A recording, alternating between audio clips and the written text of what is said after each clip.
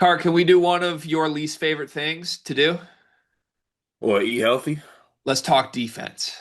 Let's Oh, talk some defense, my okay. friend. Don't disrespect me. All right. Emotional leader and anchor. All right, never forget it. How important is an emotional leader to a defense? Oh, it's actually very important because someone's got to buy in. Someone's got to buy in on getting stops. Did you buy in defensively or did you just shit talk? I don't. Both. I bought in defensively because there's not like talking shit after getting a bucket is one thing. Sending somebody shot back to sender and saying, get that weak ass shit out of here. Excuse my language, Purdue fans. It hits different. This is one of those like I don't know, Gen Z like social media questions, but would you rather get a bucket on someone or block their shot? I'd rather get a pair of Kobe's. You'd rather get a bucket on someone, Carl. Let's not pretend that you've Oh changed yeah, no, your entire I'd rather, defense. I for sure rather get a bucket on somebody. Also, I can't believe you think Purdue fans are watching anything that's not Purdue oriented. That's crazy. My bad. Yeah. Okay. Back to the concept of this video. We had a bunch of Kentucky players give some quotes to the one, the only Jacob Polachek, friend of the show. Shout out to Jacob. Miss you, Jacob. We were supposed to get you on our NBA draft show that never happened because we were in New York City for the Bleacher Report event. I digress. We'll have to get Jacob on the channel at some point this summer because he's doing great work documenting quotes like this. Jaden Quaintance said, quote, I feel like we could be one of the best defensive teams in the country. We have a really long team. We have a lot of height and length on our team. Everybody is committing. Look, as far as Quaintance goes, elite defender individually. Elite defender individually. Arguably the best in the country. Certainly the best freshman defender in the country last year. On a bad team that wasn't all that good defensively, but he was great defensively. I think there are some other guys on this team that have also been prestigious defenders. Cam Williams is a guy that was all defense honored at his level last season. Mo Diabate has been a good defensive piece on good teams. Denzel Aberdeen, good defender on really good teams. Otega Owe can be a good defender. So I see the vision for all of this. Um, but it's interesting to hear Kentucky players say this out loud. Because to add to Quaintance's quote, here's a few more. Cam Williams also spoke on this. He said, I feel like we could all switch 1 through 5. We've got the guys to do it. Interesting. The idea that'd be something we did not see from Kentucky last year if they're actually switching 1 through 5. Malachi Moreno got some love from these two. I know Malachi is a shot blocker. If I do end up getting beat off the dribble, I know he's got me, said Cam Williams. And then the biggest quote to me here, Cam Williams said, we can guard everyone. BG can switch on a guard if we need to. Mo can guard 1 through 5 too. This team is going to be a better defensive team than last year's team.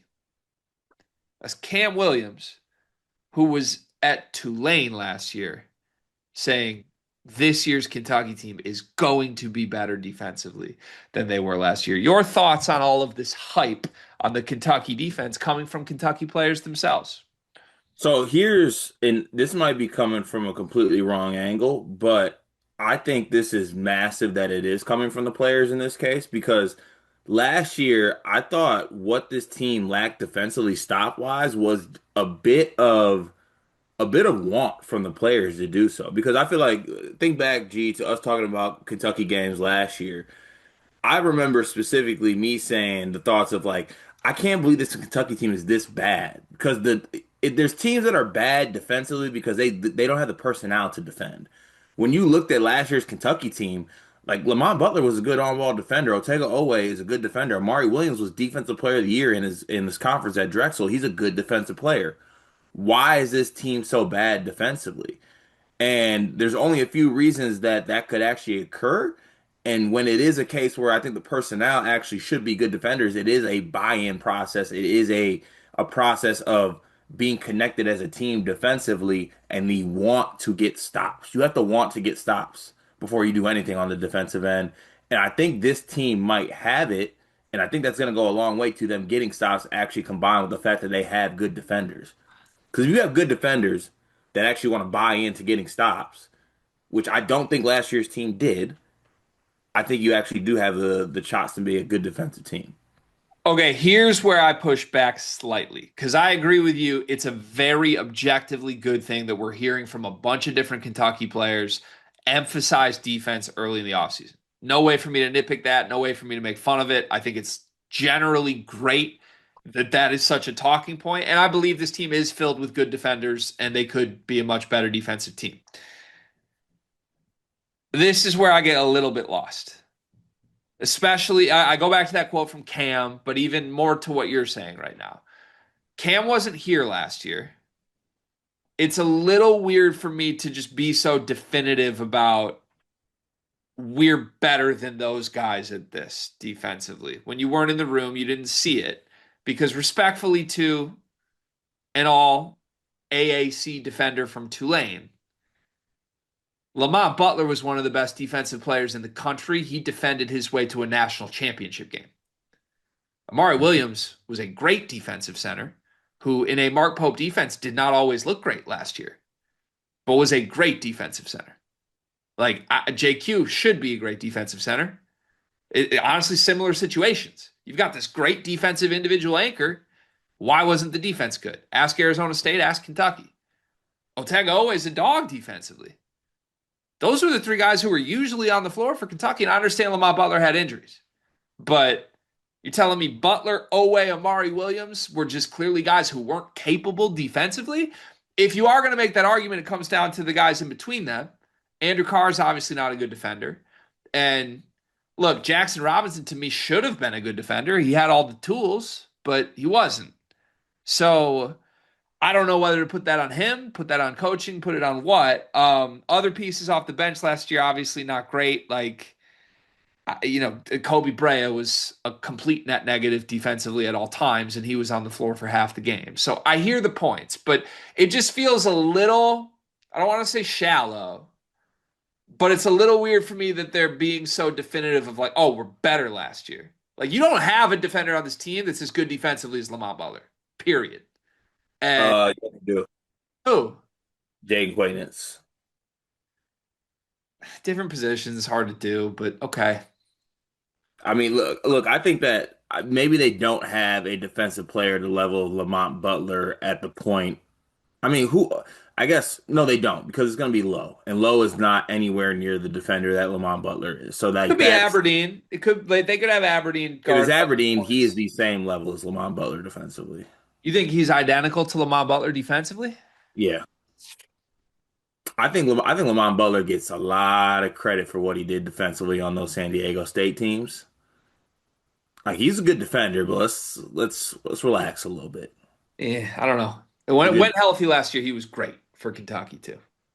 And he it didn't was. matter because the defense was still bad. Yeah, but So I'm saying as you go 1 through 5, like Quaintance is a better defender than Amari Williams. it's Uh, close. It's close. it's not that close. Okay. I think it's close. Uh, Obviously the 4 spot's going to be an upgrade defensively from Andrew Carr. Yes, no denying that. Um, Otega, so same person basically there, and then you got to think who else they put. I mean, I guess Aberdeen. Aberdeen's better than Jackson Robinson defensively. Yeah, I mean, Jalen Lowe is going to play a lot of minutes.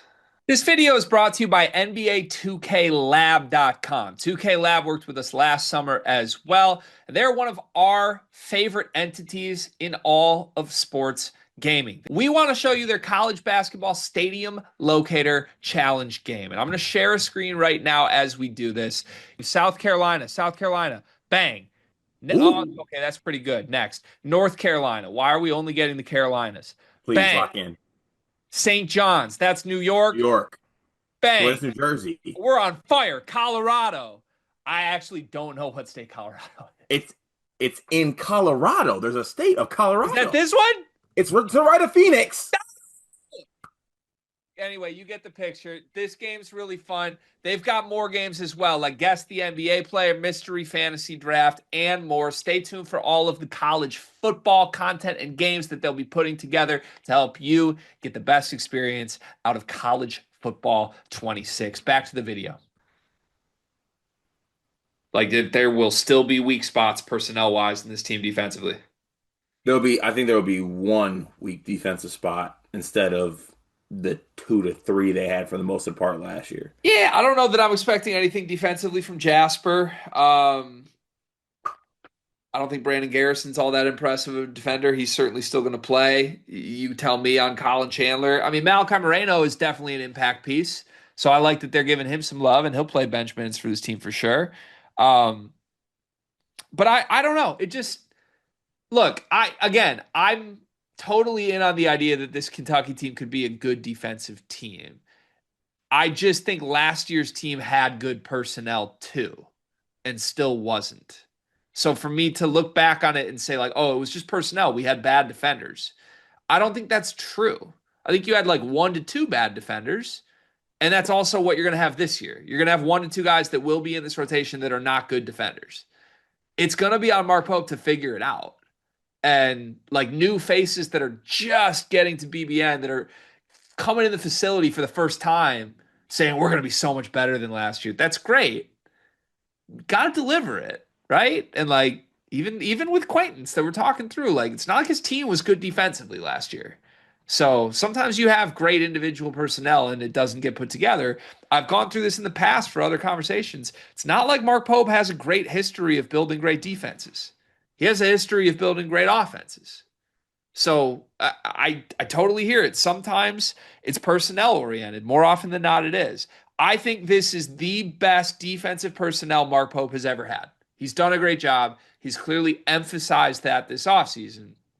But like we're talking better. They were 51st in the country defensively last year. How much better? Are we talking a rise from 51 to 30? Are we talking 51 to top 10? Because the way they're talking, we're going to switch 1 through 5. This is everything. Makes me think they're talking, we're one of the elite defenses in the country. And I don't know if I buy that with a Mark Pope team that wants Jalen Lowe to play point guard. So you said they were what, 51 last year? 51 last year. Mark Pope has 1 season in his 10 seasons as a head coach that he has cracked the top 50 defenses in America. At BYU, he only did that 1 time in 5 years. I think they'll be a top 30 defense. You do. Yeah, Okay. maybe better, but top 30. What's the ceiling? What's the best outcome nationally for this defense that could possibly happen? Uh, I think given like playing style and what they're going to do offensively, it's going to be hard for them to be like a top 10 defense. Like I don't think they're going to do that. So, I don't know. I'd say the ceiling's like top 20, like 20. If you get a normal Mark Pope offense with the 20th best defense in the country, you're a top 3 team in the sport. So they don't need to be perfect defensively. They just need to be better. And sounds like the players think they will. Do you think they're actually going to switch 1 through 5? I wouldn't. It felt weird to me that multiple players are saying that out loud. Like I don't think they would just pull that out of nowhere. That feels Well, like something that would that's be that's said. that's some classic summer buzzword. Oh, we're so versatile. We're so switchable. JQ can play some point. Like it's like fun versatility. Like you love talking about versatility, switching 1 through 5. Offensively, everybody can do it. Do you Rah think they're rah. working on that at all, though? Like to me, it felt like this is something Mark Pope may have at least mentioned in order to have multiple players say it.